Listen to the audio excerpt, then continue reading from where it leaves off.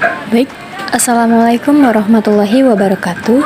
Saya Suzy Purnamasari dengan NIM 85578885111. Di dalam video ini, saya akan memaparkan tentang hasil jawaban saya dari tugas tutorial 1 yang soalnya yang diberikan oleh Bapak Fauzi.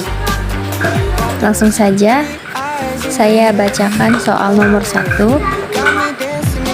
Globalisasi ditandai dengan era masyarakat terbuka, terutama dalam bidang ekonomi dengan pasar bebasnya, dan dalam bidang politik dengan adanya masyarakat yang demokratis. Nah, berdasarkan ciri tersebut, menurut Anda, apakah Indonesia siap memasuki masyarakat yang terbuka seperti yang dimaksud? Jelaskan. Baiklah, menurut saya, Indonesia sudah siap untuk memasuki era masyarakat terbuka, karena di Indonesia saat ini telah luas pasar bebas. Di daerah yang terpelosok saja sudah mudah mencari barang-barang seperti pakaian, alat tulis kantor, pangan, dan lain-lain sebagainya. Karena di zaman modern ini berbelanja menjadi sangat mudah dengan menggunakan aplikasi belanja, dan juga sebagian kecil masyarakat ada yang membuka lapak berbelanja online atau biasa disebut online shop. Saya berikan contoh globalisasi di bidang ekonomi.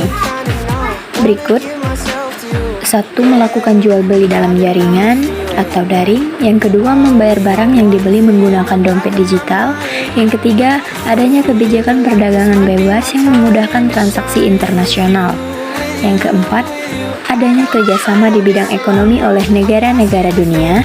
Yang terakhir, kegiatan ekspor dan impor dari suatu negara ke negara lain. Baiklah, untuk soal yang kedua, ini saya tampilkan. Untuk jawabannya, iptek mengandung dilema atau bermata dua. Oleh karena itu, di satu pihak kita wajib bersyukur dalam menikmati dampak positif dari iptek tersebut. Namun di sisi lain, perkembangan ini memiliki dampak negatif. Informasi destruktif mulai dari pornografi, narkoba, pergaulan bebas, radikalisme, dan teroris juga masuk dengan mudahnya.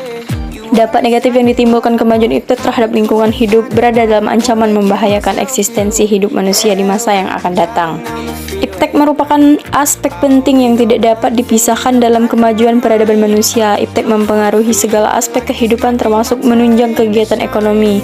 Iptek adalah pendorong utama pertumbuhan ekonomi suatu daerah. Pengguna media sosial tidak mengenal umur dan gender, membuat pengguna media sosial bersemena-mena dengan pendapat yang mereka ungkapkan di media sosial.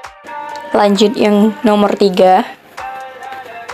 Ini saya tampilkan pertanyaannya.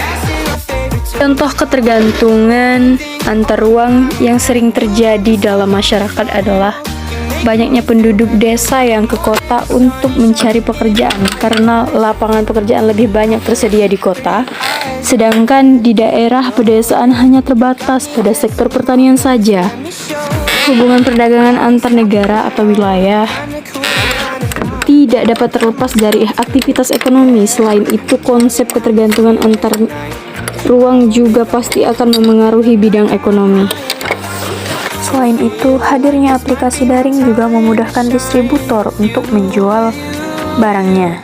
Hal ini karena distributor dimudahkan dalam memenuhi pesanan dari konsumennya di seluruh daerah dengan bantuan jasa pengiriman barang. Mungkin itu saja yang dapat saya sampaikan. Lebih dan kurang saya mohon maaf. Wassalamualaikum warahmatullahi wabarakatuh.